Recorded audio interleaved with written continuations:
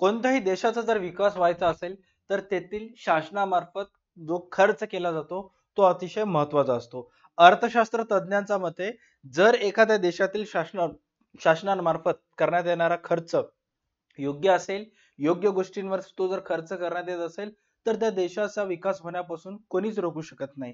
आज आपल्या भारतामध्ये जो शासनामार्फत खर्च करण्यात येतो तो मागच्या 10 वर्षाच्या तुलनेत वरचेवर वाढत आहे. आता या शासनामार्फत करण्यात येणाऱ्या खर्चामध्ये वाढ होण्याची जी कारणे आहेत, अनेक लोकांना असं वाटत असते की शासनामध्ये जो भ्रष्टाचार आहे, शासनामधील जे मंत्री वगैरे असतात किंवा प्रशासकीय नेते वगैरे असतात किंवा प्रशासनावर असलेले जे अधिकारी असतात त्यांच्या मार्फत मोठ्या प्रमाणावर भ्रष्टाचार करून खर्च जास्त दाखविला जातो.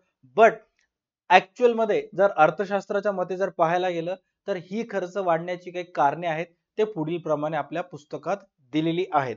तुमच्या अर्थशास्त्राच्या पुस्तकात मागच्या 10 वर्षात शासनामार्फत जो खर्च करण्यात येत होता ते दाखवलेलं आहे. जसं की तुम्ही चेक करू शकता 1991 ते 92 या आर्थिक वर्षामध्ये जो खर्च होता तो जवळपास होता 72,317 कोटीचा आणि आज 10 वर्षानंतर जर बघत असाल तुम्ही 1992 ते 91-92च्या 10 वर्षानंतर म्हणजेच नियर अबाउट 2001 ते 2 मध्ये जो खर्च आहे ते 3 पट वाढलेला इथे तुम्हाला दिसत आहे. आणि आजच्या जर परिस्थितीला बघत असाल 2018-19 मध्ये जसे की पाठ्यपुस्तक आहे 2020 आणि 21च्या विद्यार्थ्यांसाठी आणली होती, त्याच्यामुळं 20 आणि 21च्या मागील 10 वर्षाचा पूर्ण तुम्हाला इथे लेखाजोखा दिसत असेल. बट 18-19 ची जर परिस्थिती पाहत असाल तर सार्वजनिक खर्च 17,29,662 कोटी तब्बल एवढा खर्च शासनामार्फत करण्यात येतो. आता ही खर्चात वाढ होण्याची जी कारणे आहेत ते पुढील प्रमाणे दिलेले आहेत. सर्वात पहिला आहे ते कारण म्हणजे शासनामार्फत जो कार्य करण्यात येते त्या शासनामार्फत करण्यात येणाऱ्या कार्यात मोठ्या प्रमाणात वाढ. म्हणजेच देशातील जे शासन आहे ते सक्तीची तर कार्य करतच आहे बट अनेक ऐच्छिक कार्य सुद्धा शासनामार्फत आज करण्यात येत असतात. त्यामुळे शासनाच्या खर्चात वाढ होत आहे. कोणते कोणते खर्च आहेत चेक करा. या अगोदर वर उल्लेख केल्याप्रमाणे देशाच्या सामाजिक आणि आर्थिक विकासाकरिता आधुनिक शासन अनेक कार्य पार पडत असते. आता आधुनिक शासन कोणते कोणते कार्य पार पडत असते जसे की शिक्षण प्रसारासाठी सर्व शिक्षा अभियान सरकारमार्फत राबविण्यात येतो. सार्वजनिक आरोग्यासाठी देशात आरोग्य अभियान राबवण्यात येतात जसे की पोलिओ, कोविडची लस घ्या म्हणून असे अनेक अभियान शासनामार्फत देण्यात आले होते. बरोबर आहे. त्याचबरोबर नेक्स्ट आहे सार्वजनिक बांधकाम. सार्वजनिक बांधकाम म्हणजे काय, जागोजागी दर 5 वर्षानंतर रस्ते बांधणीचे काम करावं लागतात. अनेक ठिकाणी मोठ्या मोठ्या महानगर टियर 1 टियर 2 ची सिटीज असतात तिथं ट्रॅफिकला आळा घालण्यासाठी मोठ्या प्रमाणावर फ्लायओव्हर्स किंवा भुयारी रस्त्याचं बांधकाम वगैरे करावं लागत असते स्थानिक प्रशासन लोकप्रशासनला. त्यामुळं त्याच्यानंतर आहे मनोरंजन. मनोरंजनासाठी शासनामार्फत अनेक नाटके वगैरे ठेवण्यात येत असतात.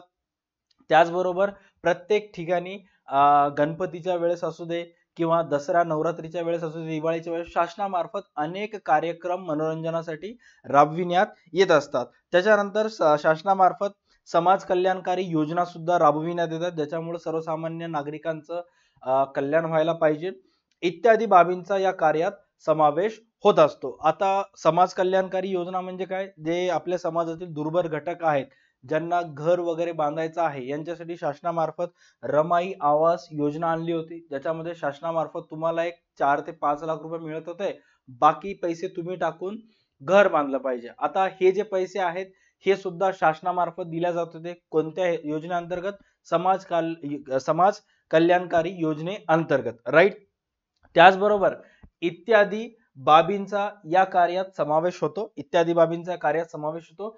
यावरून असे आढळून येते की शासन सातत्याने नवनवीन कार्य स्वीकारत आहे आणि जुने कार्य अधिक कार्यक्षमतेने मोठ्या प्रमाणावर पार पडत आहे. म्हणजेच प्रत्येक सरकारद्वारे जेव्हाही एखाद्या सरकारची सत्ता येते तेव्हा योजना राबविली जाते.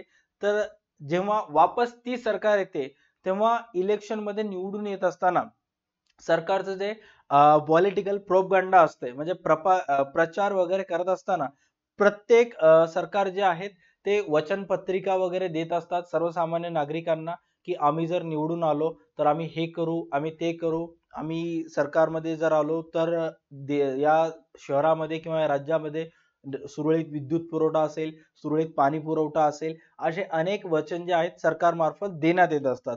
आणि जर ती सरकार निवडून आली तर ते सर्व काम सरकारला सक्तीनं करावेच लागते, अदरवाईज ते सरकार तोंडावर पडेल. मग लोक पुढच्या वेळेस मत देणार नाहीत, निवडून देणार नाहीत. त्यामुळं सरकार जे जे प्रॉमिसेस अगोदर केलेले आहे, जे योजना अगोदर सांगलेली आहे, ते तर योजना करतच आहेत, त्याचबरोबर आणखी नवीन योजना सुद्धा देशामध्ये आणत आहेत. ते तिथे तुम्हाला सांगण्यात आलेलं आहे. काय सांगण्यात आलेलं आहे, की शासन सातत्याने नवनवीन कार्य स्वीकारत आहे. जे लोकांच्या मते जे नवनवीन कार्य आहे ते तर शासन सुधारत आहे, त्याचबरोबर जुनी जे कार्य आहेत ते कार्य अधिक कार्यक्षमतेने मोठ्या प्रमाणावर पार पडत आहे. जसे की अगोदर गुन्हेगारीला आळा घालण्यासाठी शासन असं प्रॉमिस केलं होतं सर्वसामान्य नागरिकांना, की पोलिसांमार्फत 24/7 सुरक्षा देण्यात येईल. डे टाइमचे पोलीस वेगळे, नाईट टाइमचे पोलीस वेगळे, त्याचबरोबर 24/7 पेट्रोलिंग असेल. जिथं जिथं गुन्हेगारी क्षेत्र आहे तिथं 24 तास पोलीसचा कडा पहारा असेल. हे झालं अगोदरचं प्रॉमिस. आता करंट सिच्युएशन मध्ये जे गुन्हेगारी आहे ते सायबर क्राईम वाढलेला आहे, म्हणजे ऑनलाईन पेमेंटवर फ्रॉड वगैरे होत आहेत. तुमच्या नंबरवर ओटीपी येते, मग त्याच्यावर तुम्ही कॉल केलात की ऑटोमॅटिक तुमच्या अकाउंट मधून पैसे वगैरे जातात. ओटीपी सांगितल्यानंतर रॅन्डमली फोन येते की मी ह्या बँकेतून बोलायलो, त्या बँकेतून बोलायलो. आता ह्या सर्व गोष्टींवर आळा घालण्यासाठी भारताद्वारे महाराष्ट्रातील पोलिसांद्वारे सायबर सिक्युरिटी डिपार्टमेंट आलेला आहे. ह्याच्यामध्ये सुद्धा ते मोठ्या प्रमाणावर काम करत आहेत. म्हणजे जे अगोदर प्रॉमिस केलं होतं ते तर करतच आहेत, बट नवनवीन काम सरकारमार्फत करण्यात येत आहे. यामुळे सार्वजनिक खर्चात वाढ होत आहे. त्याच्यामुळं सार्वजनिक जे खर्च आहे, सार्वजनिक खर्च म्हणजेच काय, जेव्हा जेव्हा मी सार्वजनिक खर्च म्हणेल त्या प्रत्येक वेळेस तुम्ही माइंड मध्ये टाकायचं केंद्र सरकारद्वारे, राज्य सरकारद्वारे, स्थानिक प्रशासनाद्वारे म्हणजे नगरपालिका, ग्रामपंचायत, पोलीस प्रशासन, त्याचबरोबर महानगरपालिकेद्वारे या सर्वांमार्फत केला जाणारा खर्च होय. ऑलराईट. त्याच्यानंतर शासनाच्या कार्यात वाढ होत असल्यामुळे खर्च वाढत आहे. त्याच्यानंतर लोकसंख्येची वेगाने होणारी वाढ. सर, लोकसंख्येत जर वेगानं वाढ होत असेल तर याच्यामध्ये शासनाचं काय, प्रत्येक जण ज्याचा त्याचा खर्च करायला नाही, हे चुकीचं आहे. आता तुमच्यापैकी काही जण 12वी आर्ट्स मधून असतील तर त्यांनी भूगोलच्या पुस्तक मध्ये तुमचं एक चित्र आहे ते तुम्ही बघू शकता, की पुण्यामध्ये जे आंबेगाव बुद्रुक एरिया आहे हा 2005 साली काही अशा पद्धतीने दिसत होता. बरोबर आहे. इथून एक रस्ता गेलेला आहे, त्याबरोबर इथं सर्व लोक वगैरे जे आहेत ते तुम्हाला इथं त्याची घरं दिसत आहेत. म्हणजे तुलनेने एक भाग जो असा आहे, इथं लोकवस्ती आहे, इथं शेत आहे, इथं एक प्रकारची लोकवस्ती आहे आणि इथं पूर्ण जे आहे ते शेत आहे. बरोबर.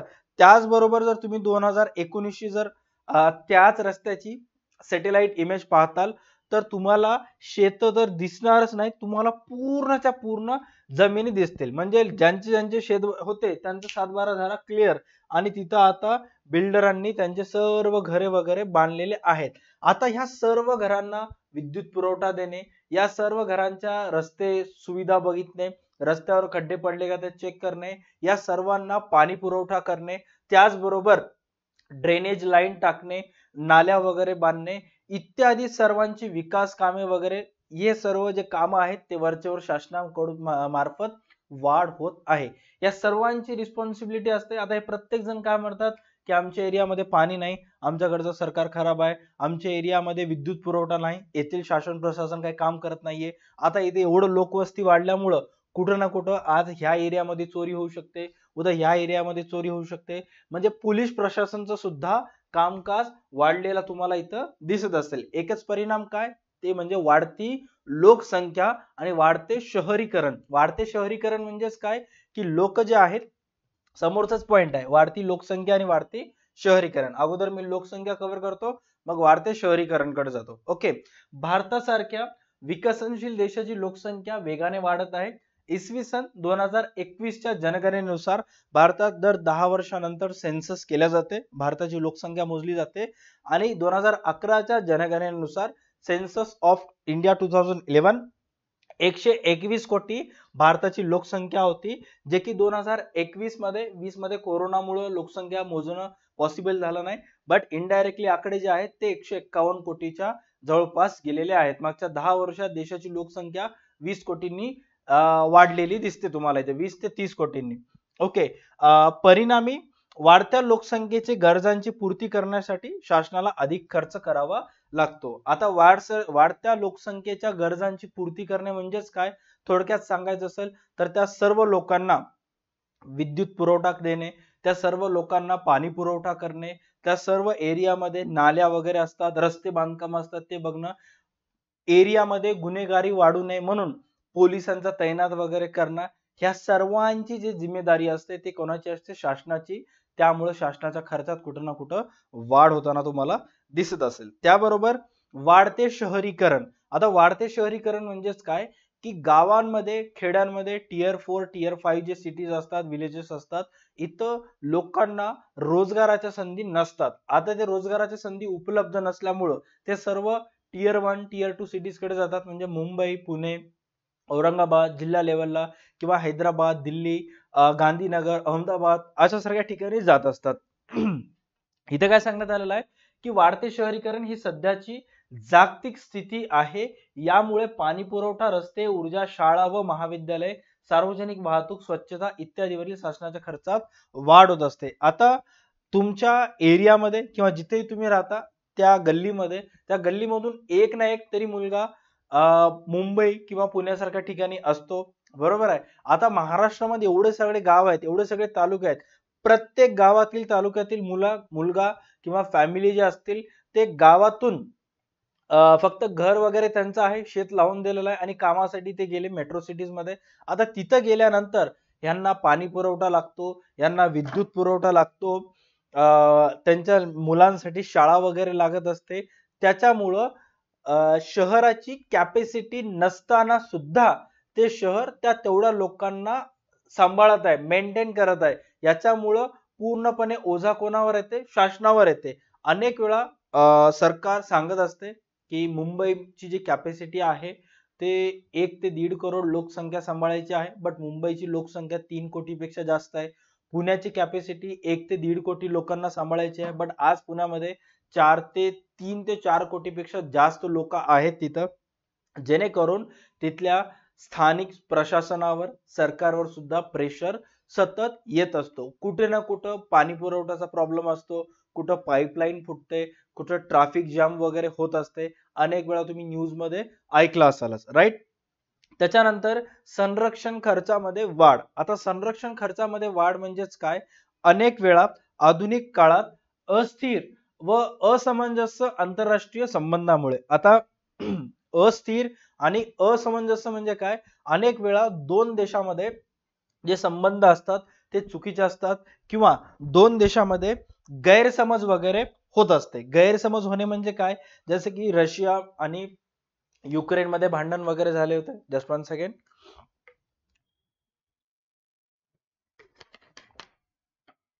रशिया आणि युक्रेन मध्ये युद्धजन्य परिस्थिती निर्माण झाली होती. युद्धजन्य म्हणजे काय, ऍक्च्युअल मध्ये युद्ध झालं होतं, राईट. आणि अशा वेळेस त्या देशाचे जे मित्र देश असतात किंवा शत्रू देश असतात, अशांना सांभाळून राहावं लागते. आता उदाहरणार्थ सांगायचं असेल, भारतामध्ये अनेक वेळा पाकिस्तानकडून सर्जिकल फायर करण्यात येते. नियम असा आहे की युद्ध जर व्हायचं असेल तर तुम्हाला अगोदरच ऍडव्हान्स मध्ये दोन्ही देशांना कळवावं लागतं की उद्यापासून युद्ध स्टार्ट करायचं आहे. ओके. महाभारताच्या काळात सुद्धा जेव्हा युद्ध होत होतं, संध्याकाळी 6 वाजता सूर्यास्त झाल्यानंतर शंख वाजवला जायचा. त्याच्यानंतर दोन्हीही जे युद्धातील पक्ष आहेत ते एकमेकांवर वार करत नव्हते, बरोबर आहे. बट आजच्या काळामध्ये कोणताही देश कोणत्याही देशावर कधीही आक्रमण करू शकतो. त्याच्यामुळं प्रत्येक देशाला संरक्षण खर्चात वाढ करावी लागते, बरोबर आहे. तुम्हाला एव्हर रेडी राहावं लागते. रातोरात कोणताही देश तुमच्यावर हमला करू शकतो, राईट. जेव्हा रशिया आणि युक्रेन मध्ये भांडण झालं होतं तर भारताला अशी परिस्थिती आली होती की भारताचा रशिया जो आहे तो मित्र देश आहे, युक्रेन सुद्धा मित्र देश आहे. मग अशा वेळेस भारतानं जर रशियाची बाजू घेतली तर मग युक्रेन भारताचा दुश्मन होईल, आणि युक्रेनची बाजू घेतली तर रशिया दुश्मन होईल. अशा वेळेस भारतानं दोन्ही देशांना शांततेचं आवाहन केलं होतं. प्लस दोन्ही देशांना आवाहन केलं होतं, युद्ध जर झालंच तुमच्यामध्ये तर जे पण दारू गोळा वगैरे लागेल, रॉकेट लागेल, ते आम्ही तुम्हाला प्रोव्हाइड करू. राईट. त्याच्यामुळं देशाच्या संरक्षण खर्चात वाढ होत असते आणि आधुनिक काळात अस्थिर व असमंजस आंतरराष्ट्रीय संबंधामुळे दोन्ही देशामध्ये अनेक वेळा मिसअंडरस्टँडिंग होत असते. त्याच्यामुळं कधीही युद्ध होऊ शकतो. याच्यामुळं युद्ध नसतानाही संरक्षण खर्चात वाढ होत असते. आता उदाहरणार्थ सपोज अनेक वेळा असं झालेलं आहे की पाकिस्तानला वॉर्निंग देऊन सुद्धा पाकिस्तानकडून सीमा भागात गोळीबार करण्यात आलेला आहे. आणि मग अशा वेळेस जेव्हा गोळीबार वगैरे करण्यात येतो, आता भारतीय सैनिकांना वाटते की बाबा आता आदेश येईल तेव्हा आदेश येईल, म्हणून सर्व भारतीय सैनिक जे आहेत ते रेडी असतात. सर्व मिलिटरीची नजर जी असते त्या सीमेकडे असते. मग अशा वेळेस सुद्धा अनेक मोठ्या प्रमाणावर खर्च करावा लागतो. राईट. त्यामुळे संरक्षण खर्चात कुठं ना कुठं वाढ होत असते. भारत ह्या जगातील एकूण देशापैकी असा एकमात्र देश आहे की ज्याच्या चारही बाजूला भारताचे दुश्मन आहे. जसे की पाकिस्तान सोबत भारताचे संबंध अगोदरपासून चांगले नाहीयेत, आताही नाहीयेत. चीन सोबत भारताने अनेक वेळा संबंध सुधारण्याचा प्रयत्न केलेला आहे, पण चायनीज लई पुपू करायला. एक दिवस असं येईल, मोदी नाही तर नाही योगी येऊन फक्त 1-2 घंट्यासाठी जरी चायनामध्ये आपले सैनिक सोडलं तर चायनाचं काम तमाम होऊन जाते. त्यांचे ॲटम बॉम्ब, त्यांचे बंदुका सगळे मेड इन चायना आहेत. ते फक्त दिसायला हे करणार आहेत. इंडियनचा जेव्हा गोळीबार झाला मग ते ओरिजिनल टाटा पॉवर कधी ऐकणार नाही इंडियन्स. राईट. त्याच्यानंतर चीन जे आहे नेपाळला अधूनमधून डवचत आहे, त्यामुळे नेपाळ सुद्धा पुपू करत आहे. आणि इकडं पाकिस्तानचा छोटा पोरगा बांगलादेश सुद्धा आहे. बट हे कुठं ना कुठं जरी भारताच्या चारी बाजून असले, ह्यांच्या बॅक साईडला भारताचं एक सर्वात मोठा मित्र देश आहे, ते म्हणजे रशिया. रशियानं फक्त एक आदेश झाला किंवा एक फोन जर गेला रशियाला की रशिया तिकडून तलवारी जोक्सपाट तलवार वगैरे घेऊन येणार नाही, पण रणगाडे, तेजस सारखे विमान वगैरे घेऊन रेडी राहील. आणि नरेंद्र मोदीचा फक्त एक जरी फोन व्लादिमीर पुतीनला गेला तर रशिया चीनवर डायरेक्ट आक्रमण करेल. कारण रशियाचे आणि चीनचे सुद्धा संबंध नाहीत आणि भारत आणि रशिया हे दोन मित्र देश असल्यामुळं चीन कुठं ना कुठं दबाव घेऊन आहे. राईट. जर आजच्या करंट सिच्युएशन मध्ये चीननं जर भारतावर हमला केला तर मग चीनला भीती आहे, कारण चीनच्या डोक्याच्या वरच्या साईडला रशिया आहे. एकीकडून भारत आणि एकीकडून रशिया, चीनचा जो आहे तो असा सँडविच होऊन जाईल. त्यामुळे चीन डायरेक्टली काही करणार नाही. त्यामुळे चीन सुद्धा पाकिस्तानची मदत घेईल, बांगलादेशची मदत घेईल, पण ते दोघं काय करणार. इकडे 4-5 पोरं बांगलादेशला तर 2 पोरं पाठवलं तरी भरपूर आहे आणि इकडे चीन पाकिस्तानला 4-5 पोरं पाठवलं तरी बरोबर आहे, ते काम तमाम होऊन जातील. ओके. चला नेक्स्ट इम्पॉर्टंट आहे लोकशाही शासन पद्धतीचा प्रसार. आता लोकशाही शासन पद्धतीचा प्रसार म्हणजे काय की जगातील बहुसंख्य देशामध्ये लोकशासन पद्धती आहे. नियमित निवडणुका व इतर बाबींमुळे लोकशाही शासन पद्धतीत खर्चिक ठरते. आता अगोदरच्या जमान्यामध्ये राजेशाही होती, म्हणजे जे पण राजानं सांगितलं ते प्रजा ऐकत होती. बट आता लोकशाही आहे, लोक ठरवतील की कोण सत्तामध्ये असणार. आणि मग हे सर्व होत असताना नगर परिषदेचे असतील, ग्रामपंचायतीचे असतील, आमदारकीचे असतील, खासदारकीचे असतील, राज्यसभाचे किंवा लोकसभाचे निवडणुका होत असतात. आणि दरवर्षी कोणत्या ना कोणत्या निवडणूक होत असल्यामुळं शासनाला मोठ्या प्रमाणावर निवडणुकावर खर्च करावा लागतो. निवडणुकीच्या दिवशी खर्च करावा लागतो, निवडणुकीच्या निकालाच्या दिवशी खर्च करावा लागतो मोठ्या प्रमाणावर. विविध ठिकाणी जनजागृती मोहीम अभियान राबवावे लागते. निवडणुका सोपे नसतात. निवडणुका 4 महिने म्हटल्यानंतर लगे निवडणुकाची तयारी चालू होते की कोणते कोणते बूथ असणार जिथं निवडणुका होणार आहेत, कोणत्या अधिकाऱ्याची नियुक्ती तिथं करायला पाहिजे, शाळेतील शिक्षकांची ड्युटी कुठे असली पाहिजे.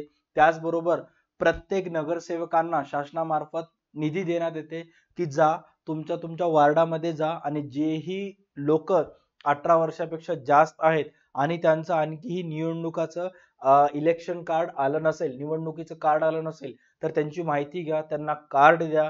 लोकांचे जे जुने कार्ड आहेत ते अपडेट करा. कोण कोण जिवंत आहे, कोण कोण मेलेला आहे याची माहिती घ्या. या सर्व प्रक्रियेमध्ये शासनाचा मोठ्या प्रमाणावर पैसा खर्च होत असतो. त्याच्यानंतर नेक्स्ट आहे भाववाढ.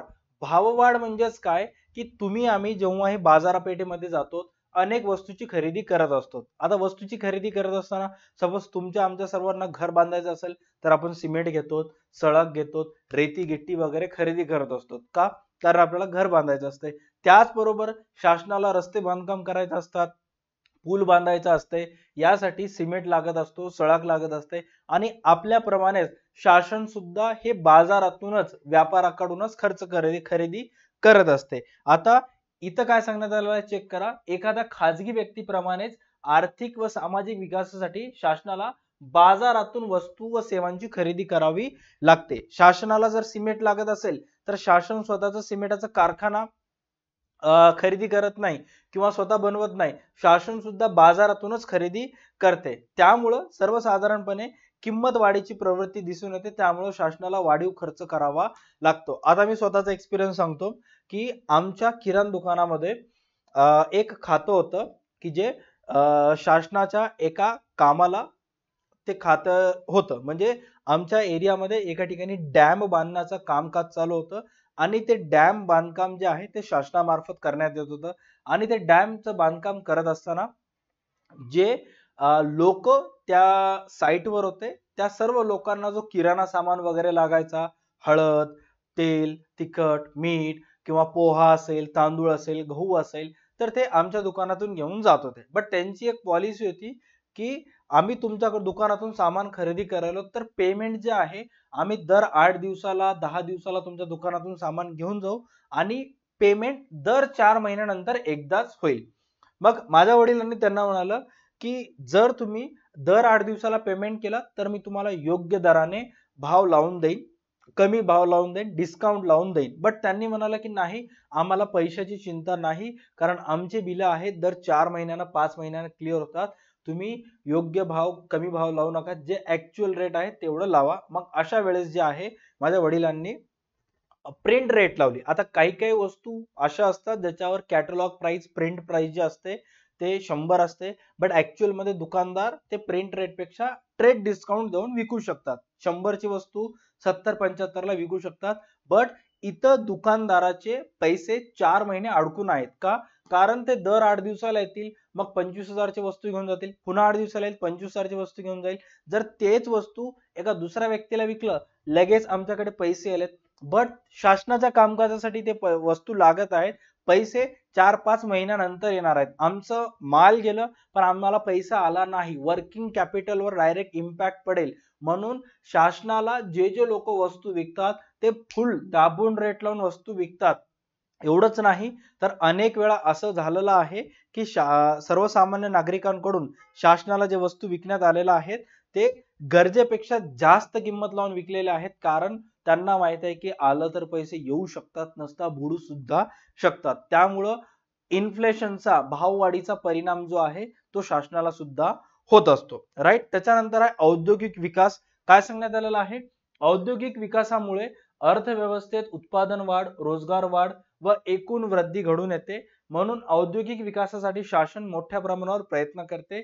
त्यात विविध योजना आणि कार्यक्रमांवर खर्च करते. परिणामी एकूण खर्चात वाढ होते. आता औद्योगिक विकास म्हणजे काय, की देशामध्ये उद्योजकता आणावी, उत्पादकता वाढावी, मोठे मोठे कारखाने व्हावे, अनेक जे औद्योगिक क्षेत्र आहेत तिथं विकास व्हावा, याच्यासाठी गव्हर्नमेंट अनेक काम करत असते. जसे की गव्हर्नमेंट मार्फत एक प्रोग्राम लॉन्च करण्यात आला होता, एंटरप्रेन्योरशिप डेव्हलपमेंट प्रोग्राम, ज्याच्यामध्ये देशातील जे युवक आहेत त्याच्यामध्ये व्यवसायाप्रती आकर्षण वाढावं, त्यांनी स्वतःचे व्यवसाय टाकावे, इतर लोकांच्या व्यवसायामध्ये नोकरीवर निर्भर न राहता स्वतः व्यावसायिक व्हावं आणि रोजगार निर्मिती करावी. याच्यामुळं शासनामार्फत सर्वसामान्य जे लोक आहेत यांना यांच्यामध्ये उद्योगाविषयी जाणीव निर्माण व्हावी, उद्योगाविषयी प्रेरणा व्हावी म्हणून अनेक काम करण्यात आलं. जसे की नरेंद्र मोदी मार्फत 2016 साली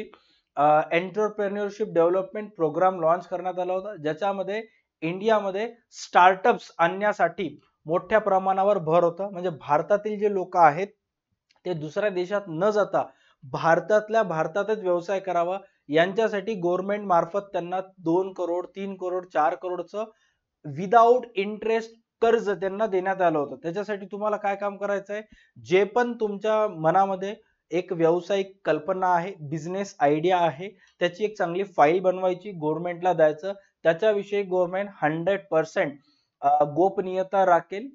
तुमचं आयडिया जे आहे ते चोरी होणार नाही याची खात्री घेईल. आणि मग तुमची जर आयडिया गव्हर्नमेंटला पटली, खरंच त्याच्यामध्ये तुम्ही आणलेल्या युनिक स्टार्टअप आयडियामुळं जर देशामध्ये विकास होत असेल, तर मग अशा वेळेस गव्हर्नमेंट तुम्हाला पैसे देईल आणि ते पैसे घेऊन तुम्ही देशामध्ये उद्योग स्टार्ट करू शकता. आणि उद्योग स्टार्ट केल्यामुळं काय होईल की रोजगार वाढेल, तुमच्या हाताखाली कर्मचारी काम करतील, तुमचा नफ्यामुळं तुम्हाला फायदा होईल आणि काम केल्यामुळं ते जे लोक आहेत त्यांना पगार वगैरे मिळेल. शासनाचा फायदा काय की तुम्ही देशातून बाहेर जाऊन काम केल्यापेक्षा आपल्या देशात राहून जर काम केलं तर औद्योगिक विकास होईल. आणि याच्यामुळं नरेंद्र मोदींनी 2016-17 साली जेव्हा हे एंटरप्रेन्योरशिप डेव्हलपमेंट प्रोग्राम स्टार्ट केलं होतं, त्यावेळेस इंडियातले यंगेस्ट जे एंटरप्रेन्युअर आहेत, ओयोचे फाउंडर रितेश अग्रवाल, ते सुद्धा त्या कार्यक्रमाला उपस्थित होते.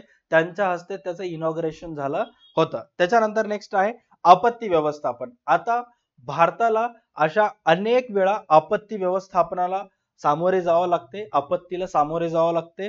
प्रत्येक देशामध्ये काही ना काही आपत्ती येत असते. जसं भारतामध्ये सर्वात मोठी आपत्ती 2004 साली सुनामी आली होती. आणि भूकंप सुद्धा अनेक वेळेस भारतामध्ये कुठं ना कुठं कोणत्या ना कोणत्या ठिकाणी येत असतो. इथं काय सांगण्यात आलेलं आहे चेक करा. अलीकडील काळात भूकंप, पूर, वादळे, सामाजिक अशांतता अशा नैसर्गिक व मानवनिर्मित आपत्ती वारंवार घडून येताना दिसत आहेत. त्यामुळे शासनाला आपत्ती व्यवस्थापनावर मोठ्या प्रमाणात खर्च करावा लागतो. परिणामी एकूण खर्चात वाढ होत असते. जसे की तुमच्यापैकी मॅक्सिमम जणांना माहिती आहे की महाराष्ट्रामध्ये एव्हरी पावसाळ्यामध्ये कोकण किनारपट्टीवर कोणतं ना कोणतं वादळ धडकत असते. त्याच्यामुळं किनारपट्टीवर जे वस्ती आहे ते धोक्यात येते. त्याच्यानंतर अनेक वेळा सातारा, सोलापूर, सांगली या ठिकाणी मोठ्या प्रमाणावर अतिवृष्टी होऊन महापूर येतो, ओला दुष्काळ येतो. त्यामुळं तेथील जनजीवन जे आहे ते मोठ्या प्रमाणावर विस्कळीत होतं, ज्याच्यामुळं तेथील शासनाला मोठ्या प्रमाणावर खर्च करावा लागतो पुनर्स्थापना करण्यासाठी, आलेल्या परिस्थितीला, आपत्तीला फेस करण्यासाठी. इथं काय सांगण्यात आलेलं आहे की परिणामी एकूण खर्चात वाढ होते. आधुनिक शासन कल्याणकारी राज्यासाठी कार्य करते. त्यामुळे सार्वजनिक खर्चात वाढ होणे अपरिहार्य आहे. अपरिहार्य म्हणजेच काय, ऑप्शनच नाही, तुम्हाला कंपल्सरी ते खर्च करावंच लागेल. राईट. असे काही शासनाचे खर्चात वाढ होण्याची कारणे आपण आजच्या या क्लासमध्ये बघितलं. बोर्ड्स 2023 ला हा आलेला क्वेश्चन आहे. पॉइंट्स लक्षात ठेवायचं. मधलं डिस्क्रिप्शन जे आहे ते एक वेळेस वाचून घ्यायचं. तुम्ही मनानं लिहिलात तरी सुद्धा चालेल, बट शब्द कुठं ना कुठं पुस्तकातले काही शब्द घ्यायचे. ओके, जास्तही फेकॉलॉजी करायचं नाही. आय होप तुम्हाला समजलं असेल. नेक्स्ट क्लासमध्ये जे आहेत ते आपण डिस्कस करणार आहोत की सार्वजनिक उत्पन्न. आता आपण बघितलं की सार्वजनिक खर्च म्हणजे शासनाला कोणत्या कोणते सार्वजनिक खर्च असतात आणि त्या खर्चात वाढ होण्याची कारणे कोणते कोणते आहेत. आता आपल्याला बघायचं आहे की शासन जे पैसा खर्च करायली ते पैसा खर्च करत असताना शासनाला ते पैसा कुठून आलं, गव्हर्नमेंट पैसा खर्च करायली, बट गव्हर्नमेंट जवळ पैसा कुठून येते ते आपल्याला नेक्स्ट क्लासमध्ये पाहायचं आहे. ऑलराईट, भेटूयात नेक्स्ट क्लासमध्ये. तोपर्यंत पाहत राहा तुमचं आवडती युट्यूब चॅनल DA2 अकॅडमी. आता टॉपिक तर झालं, ओके, बट लिहायचं कसं ते जाणून घ्यायचं असेल तर तुम्हाला DA2 अकॅडमीची बिग बुल बॅच जॉईन करायचं आहे, ज्याच्यामध्ये हा प्रश्न कसं लिहायचा एक्झामला आलं तर, प्रस्तावना कशी लिहायची, मुद्दे कसे लिहायचे, निष्कर्ष माइंड मॅप कसं काढायचा, हे पूर्ण गोष्टी सांगितलेल्या आहेत.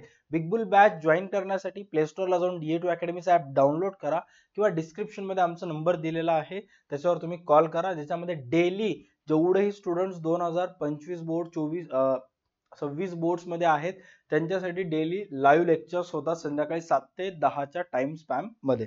ऑलराईट, आजच्या क्लाससाठी एवढंच. भेटूयात नेक्स्ट क्लासमध्ये. तोपर्यंत पाहत राहा तुमचा आवडती YouTube channel DA2 academy. Tata bye bye, take care and stay connected.